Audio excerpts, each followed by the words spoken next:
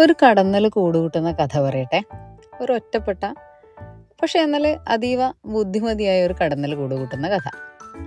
ഈ കടന്നൽ കോളനികളിലൊന്നും അല്ലാതെ സ്വതന്ത്രമായിട്ട് ജീവിക്കുകയും സ്വന്തമായി കൂട് നിർമ്മിക്കുകയും ചെയ്യുവേ.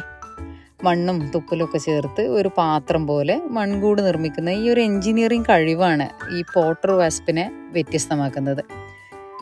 കടന്നലുകൾ വ്യത്യസ്തമായ നെസ്റ്റിംഗ് തന്ത്രങ്ങൾ ഉപയോഗിക്കുന്ന ജീവികളാണ്.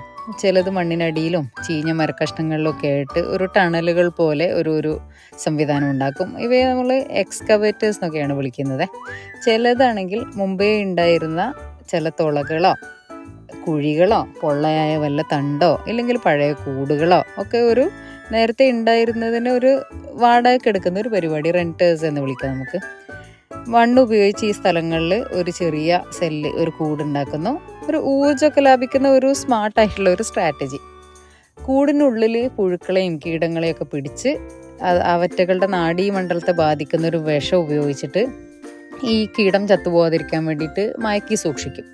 ഇത് കൊല്ലലല്ല, ഒരു ദീർഘകാല പാരാലിസിസ് പോലെ കുഞ്ഞിനാവശ്യമുള്ള ജീവനുള്ള ഭക്ഷണം തയ്യാറാക്കി വെക്കുന്നു. കുഞ്ഞിനെന്നും പുതിയ ഭക്ഷണം ഉറപ്പാക്കുന്ന ഒരു ബയോളജിക്കൽ ഡിസൈനും കൂടിയാണിത്. ഒരു മുട്ടയിട്ട് കൂട് പൂട്ടിയ ശേഷം അതിനുള്ള ഭക്ഷണവും അവിടെ ഒരുക്കിയിട്ട് ഈ അമ്മ കടന്നൽ നിശബ്ദയായിട്ട് മാറി നിൽക്കും. ഈ വിളകളൊക്കെ നശിപ്പിക്കുന്ന കീടങ്ങളെ നിയന്ത്രിക്കുന്ന ഒരു പ്രകൃതിദത്ത കീട നിയന്ത്രകരും കൂടിയാണ് ഈ പോട്ടർ വാസ്പുകൾ.